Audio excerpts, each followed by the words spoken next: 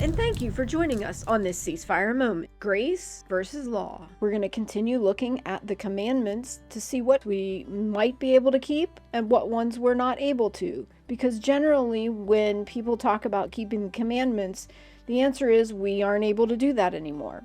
So let's just dive right in. Last time we talked about the things under agriculture. Today we're going to talk about things under the appointed times. The appointed times, or the Moedim, are God's appointed time. There is Passover, the Feast of Unleavened Bread, First Fruits, the Festival of Weeks or Pentecost, the Feast of Trumpets, a Day of Atonements, and the Feast of Tabernacles.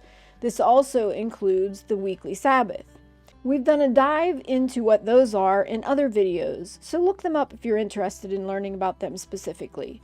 But right now, let's take a look at the commandments that are related to them and see if they're something that we can keep. The new moons are to be observed to set Yahweh's feasts. The seventh day of every week is Yahweh's Sabbath of rest and a holy convocation. A holy convocation just means like a gathering and typically means that it's a rest day. Keep the Sabbath day holy by making preparation in advance. Remove all leaven from all your property by the 15th of Abib.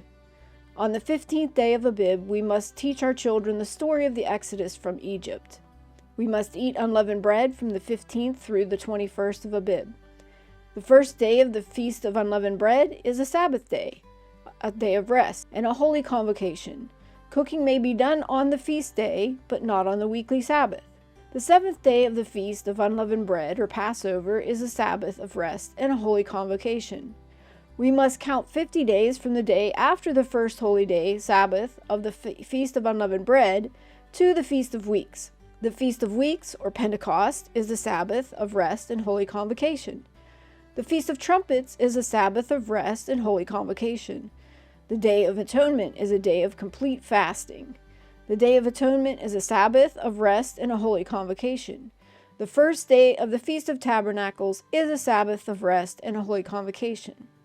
The last great day is a Sabbath of rest and a holy convocation. Dwell in booths during the Feast of Tabernacles. All who are native in Israel are to dwell in booths. A Sukkot must be built before the Feast of Tabernacles. Sound the shofar on the Feast of Trumpets. And looking at all of these, I don't think there's anything here that I wouldn't be able to keep. I would have to learn more about when these are and when they should be kept, but if I'm able to keep the man-made holidays, things like Thanksgiving, July 4th, Memorial Day, Christmas, Easter, all of those are man-made holidays, and I'm able to observe them. I don't know why I wouldn't be able to observe these feast days of Yahweh's.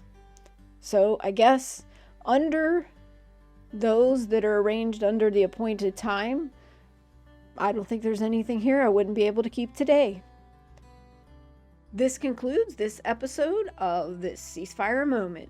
Thank you for joining us, and we hope you learned something. See you next time.